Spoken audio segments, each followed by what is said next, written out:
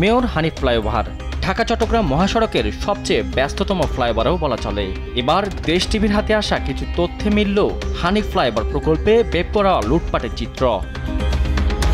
এত বড় একটি ফ্লাইওভার ওরিয়ন গ্রুপ করলেও তাদের পকেট থেকে খরচ হয়নি কোনো টাকা, অথচ ফ্লাইওভারের নামে ব্যাংক থেকে লুট করেছে কয়েক হাজার কোটি টাকা। অনুসন্ধানে দেখা যায় ফ্লাইওভার নির্মাণে ব্যয় ৬৭০ কোটি টাকা ধরা হলেও প্রকল্প ব্যয় বাড়িয়ে করা হয় ২৩৭৮ কোটি টাকা। বড় প্রতারণা হলো ফ্লাইওভারটি নির্মাণে নিজেদের কোনো টাকা খরচ না করেই সুবিধা নিচ্ছেন ওরিয়ন গ্রুপ। চলুন দেখে আসি কিভাবে ঘটেছিল সেই প্রতারণা।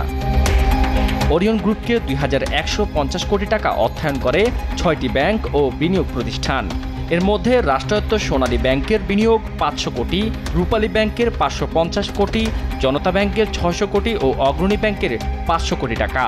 এছাড়া ৫০ কোটি টাকা করে বিনিয়োগ করে সোশ্যাল ইসলামী ব্যাংক ও investment corporation of Bangladesh ICB. অথচ ফ্লাইওভারটি নির্মাণে ওরিয়নের মোট খরচ ৭৮৮ কোটি টাকা। বাকি টাকা বিদেশে পাচারের অভিযোগ ওরিয়ন গ্রুপের বিরুদ্ধে। ওরিয়ন গ্রুপের প্রতারণা প্রকল্পের শুরু থেকেই। দরপত্রে কয়েকটি আন্তর্জাতিক প্রতিষ্ঠান অংশ নিলেও যোগ্য বিবেচনায় কাজটি পায় বাংলাদেশ দুবাই যৌথ পরিচালিত প্রতিষ্ঠান বেলহাসা একম and associate limited. প্রতিষ্ঠানটিতে বেলহাসা share ৬০%, R Ekam engineering লিমিটেডের ৪০%। আবার একম ইঞ্জিনিয়ারিংয়ে ৪০%-এর মধ্যে ওরিয়ন গ্রুপের চেয়ারম্যান ওবায়দুল করিম ৫০% নিজের কাছে রেখে তার বন্ধু রবিউল ইসলামকে দিয়েছিল ১০ আর মুজিবুল হককে ৪০%। ২০০৫ সালে বেলহাসার সাথে সিটি কর্পোরেশনের চুক্তি ছিল তারা লিড পার্টনার কোনোভাবেই পরিবর্তন করতে পারবে না। নির্মাণ কাজ শেষ করার ৫ বছর আগে কোনোভাবেই শেয়ার ছেড়ে দেওয়া যাবে না। ২০০৬ সালে তত্ত্বাবধায়ক সরকার ক্ষমতা গ্রহণের পর দুর্নীতির অভিযোগ তুলে প্রকল্পটি বন্ধ করে দেয়, বাতিল করা হয় জামানত।